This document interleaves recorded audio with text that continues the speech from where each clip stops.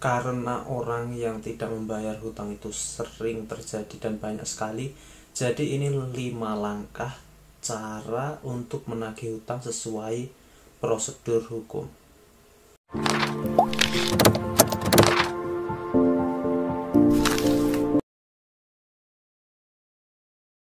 Untuk langkah pertama atau langkah awal, jangan langsung digugat dan dilaporkan ke polisi ya. Jadi langkah pertama, silahkan kalian selesaikan secara kekeluargaan terlebih dahulu. Silahkan kalian ingatkan orang yang memiliki hutang kepada kalian. Silahkan kalian ingatkan lewat telepon atau lewat SMS, atau kalian samperin secara langsung, kalian datengin ke rumahnya secara langsung, kalian diskusikan secara langsung. Dan silahkan kalian tagih hutang secara baik-baik terlebih dahulu, jangan pakai kekerasan terlebih dahulu ya. Jadi itu tadi menunjukkan bahwa ada upaya sebelum dilaporkan ke pengadilan atau dilaporkan ke polisi atau dibawa ke ranah hukum ya. Jadi yang pertama, silahkan kalian tagih secara baik-baik, ada itikat baik dari kalian untuk menagih atau menyelesaikan secara kekeluargaan terlebih dahulu. Itu yang pertama. Jadi langkah pertama, silahkan kalian selesaikan secara kekeluargaan terlebih dahulu, karena ini murah dan jangan sampai masuk jalur litigasi kalau bisa diselesaikan secara kekeluargaan. Itu yang pertama. Untuk langkah kedua, ketika ditagih secara baik-baik dan secara kekeluargaan tidak bisa diselesaikan, maka silahkan kalian menggunakan jasa mediator. Ada mediatornya, ada pihak ketiganya. Silahkan kalian menggunakan jasa pihak ketiga, misalnya Pak RT setempat, Pak RW setempat, atau lurah mungkin, atau bisa pengacara, kuasa hukum, atau apapun. Silahkan kalian mediasi bertiga atau ada orang tiganya ya, ada orang ketiganya sebagai penengah.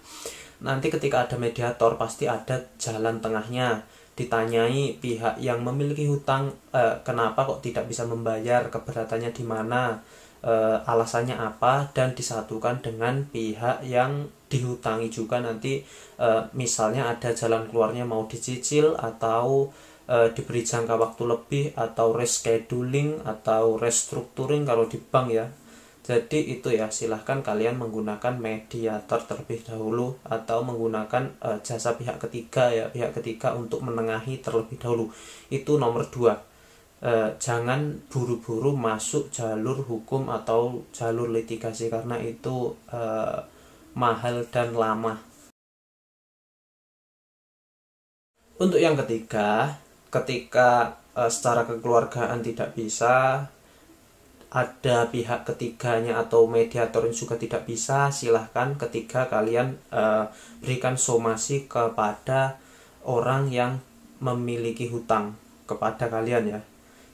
Jadi silahkan kalian ajukan somasi yang berisi peringatan atau peringatan ya, tuntutan lah juga bisa seperti itu, bahwa isinya nanti somasinya bahwa kalau tidak segera dilunasi, bahwa dalam jangka waktu segini, jangka waktu tertentu tidak dilunasi, akan dibawa ke ranah litigasi, ranah hukum, dan ranah yang lebih keras, akan dikerasi lagi. Nanti ya silahkan kalian beri somasi kepada pihak yang berhutang kepada kalian. Ini langkah yang ketiga. Jangan dulu langsung dilaporin ke polisi ya. Ini langkah ketiga, silahkan kalian somasi pihaknya, bisa kalian lewat pengacara somasinya atau langsung kepada kalian surat tegurannya ya. Yang keempat, jika memang disomasi tidak bisa, jadi ini langkah keempatnya. Jadi silahkan kalian datangi lagi untuk membuat perjanjian tertulis yang bermaterai bahwa pihak tersebut mengakui dia memiliki hutang kepada kalian. Kenapa kok seperti itu? Itu sebagai alat bukti yang kuat, pengakuan bahwa orang tersebut memiliki hutang kepada kalian ya. Jadi nanti bisa dijadikan bukti secara perdata maupun pidana. Walaupun perkara hutang piutang tidak bisa ditarik ke ranah pidana sesuai aturan putusan MK yang menyatakan itu melanggar hak asasi manusia ya. selagi orang itu masih mengakui.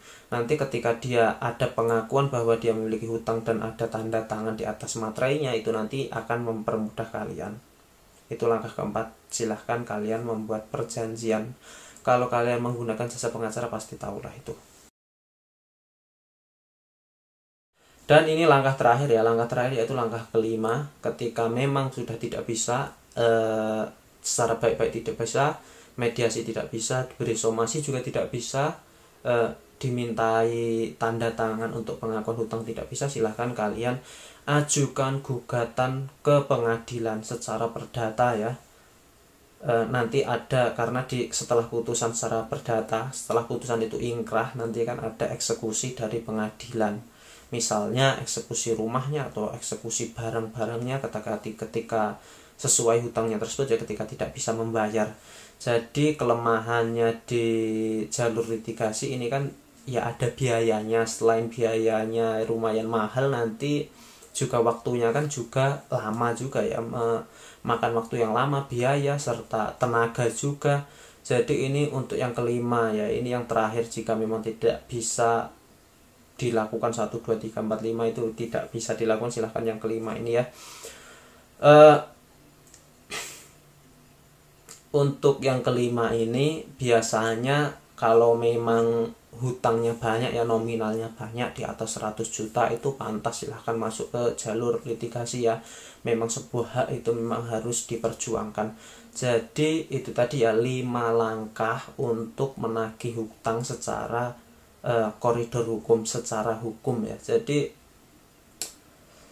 saran dari saya, ketika orang berhutang kepada kalian, lebih baik membuat perjanjian yang kuat, dan harus ada anggunannya juga atau jaminannya juga yang sepadan dengan nilai hutangnya tersebut, agar tidak membebani kalian yang dihutangi di kemudian hari ketika ada wan prestasi dan perbuatan melawan hukum dari pihak yang berhutang. Jadi itu tadi ya 5 langkahnya, dan seperti biasa semoga bermanfaat. Dan terima kasih.